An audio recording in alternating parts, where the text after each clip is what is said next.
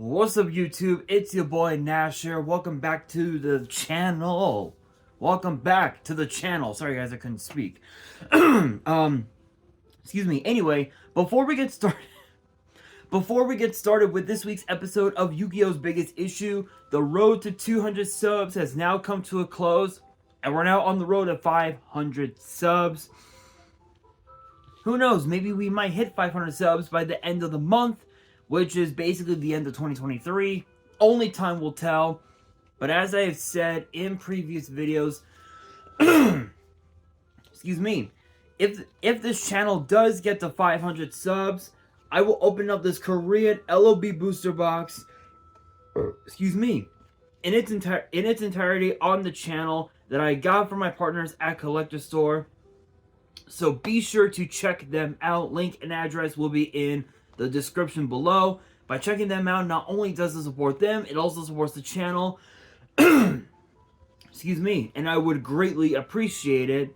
On the hopes to potentially pull a Blue Eyes White Dragon, a Dark Magician, a Red Eyes Black Dragon, a Piece of Exodia, Monster Reborn, Pot of Greed. The possibilities are out there. However, if this channel gets to 1,000 subs, I will open up this first edition Toon Chaos box in its entirety on the channel that I got from my partners at Collector Store. That I also got from my partners at Collector Store. Sorry, I'm not all there right now. On the hopes to potentially pull a collector's rare out of this set. But it wouldn't be the first time that I pulled a collector's rare, because I also pulled this. Freshly pulled out of my Genesis Impact box opening that I did several months back is this beauty right here, a collector's rare Beat Cop from the Underworld. The first one I've ever pulled. We might pull one out of that box, you guys. Only time will tell. But obviously the centering is a bit off from top to bottom, but honestly, it really doesn't make much of a damn, because I am going to be getting this card graded. But I never really came up with a good opportunity to do so. But with that being said, excuse me. With that being said, if you guys want to see those boxes get opened, maybe you guys want more episodes of WWE's Biggest Issue. Maybe you guys want more episodes of Yu-Gi-Oh's Biggest Issue. Deck profiles, card discussions, WWE topic videos, or maybe, just maybe, you guys want some premium live event predictions and results. Well, if you guys want all of that and more, my channel is the place to be. So if you guys are new to the channel, and I know that a lot of you guys are, make sure you guys subscribe to the channel, turn on the notification bell, smash that thumbs up button on this video, and as always, make sure you guys are following me on all of my social media. My ads will be in the description below, as will the info to my fan mail. It'll also be in the description as well. And I want you guys to post in the comments below answering the question of the day, which actually is basically the topic of this week's episode, which is this: should Rush Duel make their way to the TCG? If so, why? If not, why? Let me know down in the comments below. Sorry guys, I feel like I'm getting sick. Anyway, that is exactly what we're going to be talking about for this week's episode, is whether or not Rush Duel should make their way into the TCG. Now, while it is true that we do have Speed Duel and of course Duel Links as well, which are basically the same thing, Rush Duels are completely different from Speed Duels, because with Speed Duels / Duel Links, they're a bit different, because for Speed Duel / Duel Links, your opening hand is four cards. And you get 3 zones, 3 main monster zones, and 3 spell and trap zones, with 2 extra monster zones, which that right there is basically the norm as with regular Yu-Gi-Oh. And you're only allowed up to like what was like 20 or 30 cards in your deck or something like that. Where as opposed to Rush Duel, the rules are completely different, and I'm actually going to read them off of the Yu-Gi-Oh wiki website. So shout outs to them. But the rules are completely different. Players, so it says here, players can normal summon or set as many monsters as they want in a single turn. Level 5 and higher monsters must still be tribute summoned normally. Players start the duel with 4 cards in their hand. During their draw phase, the turn player draws cards until they have 5 in their hand. If the player has 5 or more cards in their hand, they draw 1 card. There is no limit to the number of cards in a player's hand. The player who goes first is still allowed to draw a card on the first turn. And if a player would draw but does not have enough cards left in their hand, in their deck, for example, the player has 4 cards or less cards in their deck and no cards in their hand during the draw phase, that player loses the duel. So you can it's basically right. So that right there is Rush Duel's version of winning by deck out, sort of, which is pretty crazy. So there are different rules for Rush Duel, if you will. So here are some of those rules. The field is similar to that of Speed Duels. Players have 3 monster zones and 3 spell and trap zones, and there is an extra deck zone. There are no pendulum zones or extra monster zones. Unlike Speed Duels, however, players start with 8,000 life points and can have 40 to 60 cards in their deck. The effects of monsters on the field can only be activated once per turn, and while they are face up on the field, similar to a card in the TCG OCG stating once per turn. Card effects list their activation requirements and costs on a separate line to their effect to make it easier to understand. All of the requirement and effect of a card are treated as being resolved at the same timing.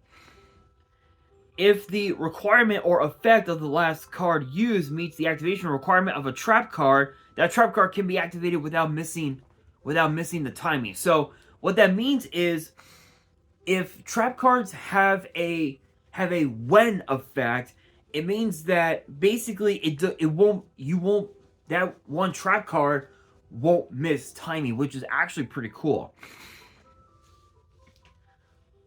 If 2 or more trap cards can be activated at the same time, only one of them can be activated.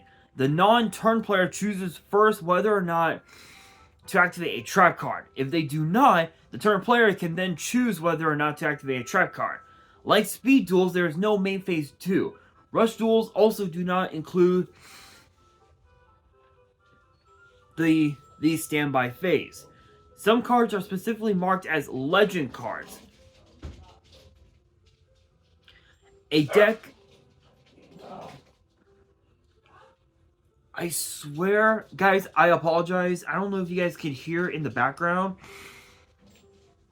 which I highly doubt because I have my phone on what was it, that speech thing on my phone. But my dog, my grandparents' dog is like attacking my mom's dog for some reason. I don't know. She does this every day, so I apologize in advance. Now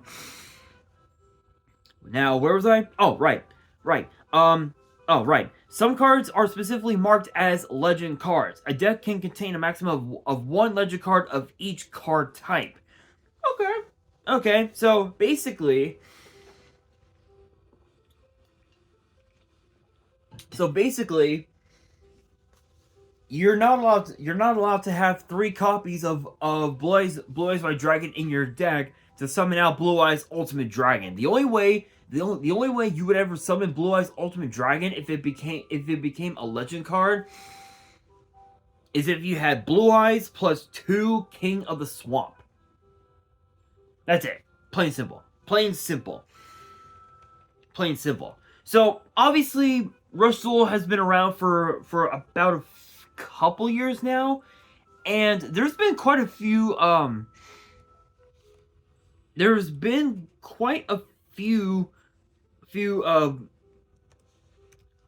booster sets actually. Excuse me. In fact, give me a second, guys.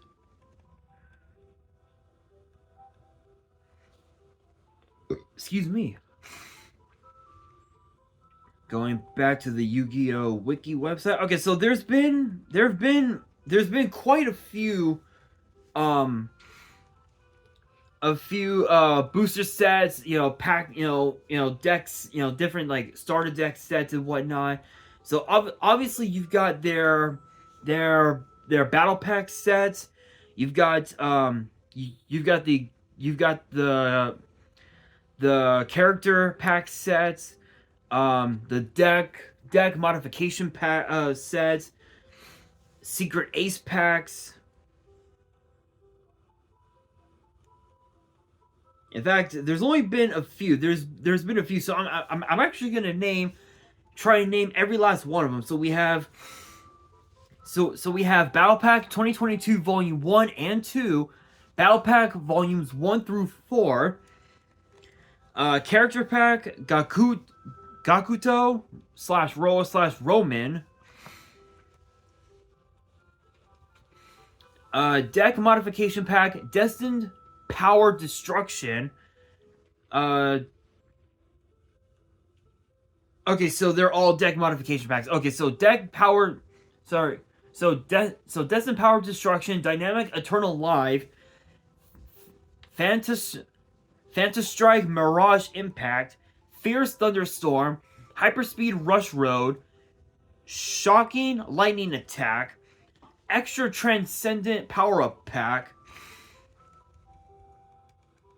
Go Rush Deck Bonus Cards, Gold Rush Challenge Pack, Maximum Ultra Enhancement Pack and Evolution Pack, Rush Duel Starter Deck Enhancement Pack, Psycho Battle Pack, Secret Ace Pack 2022 Volume 1 and 2, Secret Ace Pack Volumes 2 and 3, Strongest Battle Deck plus 1 bonus card, Strongest Battle Deck 2022 plus 1 bonus card, Victory Pack Legendary Red Eyes, and Victory Pack Maximal Multi-Strike Dragon. So those are just some things that we have that Rush Duel that the OCG has that we don't. Honestly, here's the thing. While it is true that we do have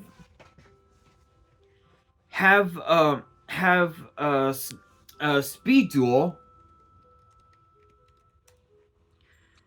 the problem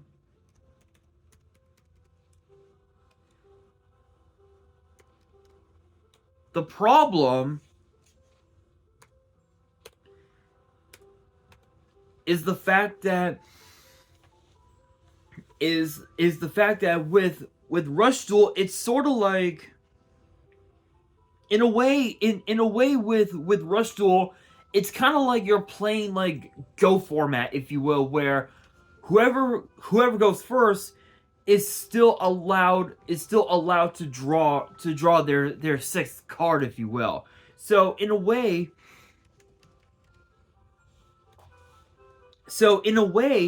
if you think about it, Rush Duel is a lot better than Speed Duel in a way.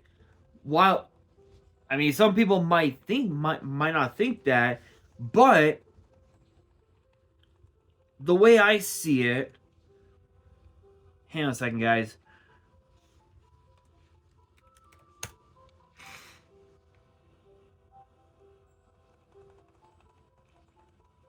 Trying to find something. Oh, here we are. Speed Duel sets. Here we are. So with Speed Duel, yes, it's true that Speed Duel has been around a bit longer than Rush Duel. The only difference between the two is that with Rush Duel, you're not using any pendulum monsters. You're not using link monsters, and I believe you're allowed. I believe they do have fusion summoning, which in a way it's kind of like Go format, if you will. It's Go format if you had all the rules of Rush Duel, if you will, if that makes sense. Speed Duel, on the other hand, obviously you got all these different starter deck sets, like Destiny Masters, Duels of Tomorrow, Match of the Millennium, Twisted Nightmares, and then of course the booster sets, such as Arena of Lost Souls, Scars of Battle, Trials of the Kingdom, which obviously these have one, they're names of episodes that were seen in the anime, if you will. Even also the different boxes that they have. They've got the Battle City box, the Duel Academy box, Midterm Paradox, Duels of Shadows, Streets of Battle City, Midterm Destruction. Even also their tournament packs as well are just crazy. Rush Duel, they're getting there. They're getting to that point. They're getting to the point where they're now starting to release more and more sets over time, and I know that because Cyber Knight, big shouts to him, of course. He's opened up pretty much every single Rush Duel set you could think of. Booster set, starter deck, tournament pack, whatever they have in the OCG, he's opened. So if you think about it, it's, as I said, Rush Duel is basically Go format if it had the rules. If Go format had the rules of Rush Duel. So now with all that evidence, with all that I have said, the question becomes, should Rush Duel make its way to the TCG? My opinion, yes. And the reason for that is two things. One is obviously the fact that the video games is like the only way that people in North America can actually play Rush Duel. That's like the only way. Another way that they could play Rush Duel is if they actually went over, is if they were living in Japan, or wherever, and they wanted to play Rush Duel. That's like one of the only ways that those people that they can play Rush Duel. But another reason is actually from a collector standpoint, because the legend cards, we know, they can be graded really, really simply, and Rush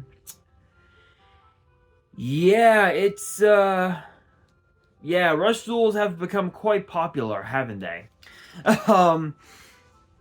So the way I see it, the second reason from a collector standpoint is the fact that once you get them graded, they could be worth quite a bit of money, but it all depends on what those cards are. So mostly the legend cards are gonna be the main cards that you're gonna want to grade.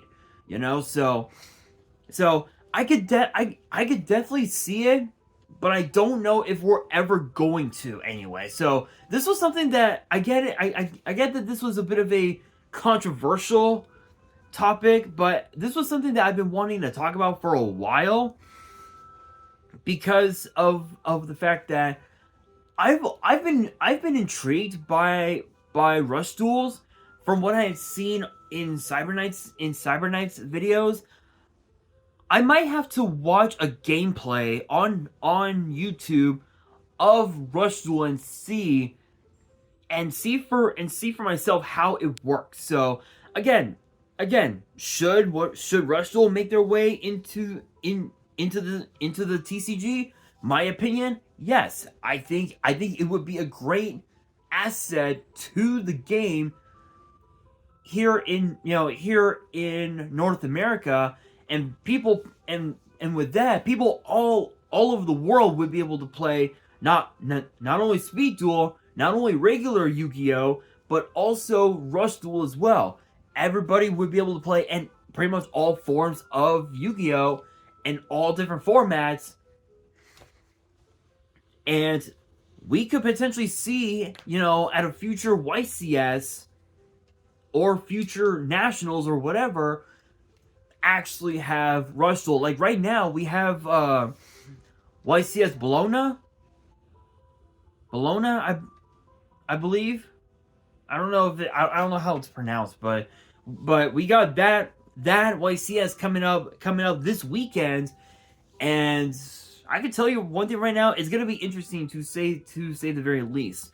But with that being said, let me know down in the comments below your thoughts on this topic, and your thoughts on Rush Duels potentially making their way to the TCG. Let me know down in the comments below, and that'll do it for this week's episode of Yu-Gi-Oh's Biggest Issue.